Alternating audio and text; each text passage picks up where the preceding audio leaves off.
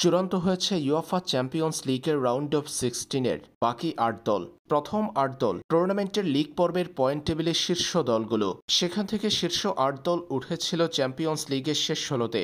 এরপর বাকি ৮ দল চূড়ান্ত হয়েছে আজ। চ্যাম্পিয়ন্স লিগের নকআউট ফেজ প্লে অফের দ্বিতীয় লেগের ম্যাচ ডে শেষ হয়েছে আজ। আর সেখানেই চূড়ান্ত হয়েছে ৮ দল।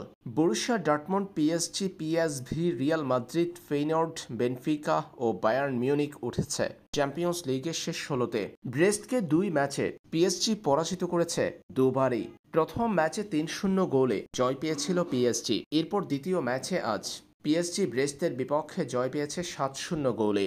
অর্থাৎ ২ লেগ মিলে পিএসজি ব্রেস্টের জালে পাঠিয়েছে ১০ গোল।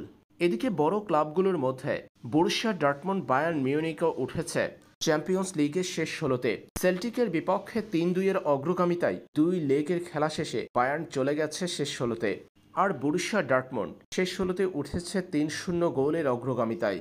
রিয়াল মাদ্রিদ ম্যানচেস্টার সিটির দ্বিতীয় লেগের ম্যাচটি শেষ হয়েছে ৩-১ গোলে। ৬-৩ গোলের অগ্রগামিতায় রিয়াল উঠেছে চ্যাম্পিয়ন্স লিগের শেষ ১৬-তে। টুর্নামেন্ট থেকে বিদায় নিয়েছে ম্যান সিটি।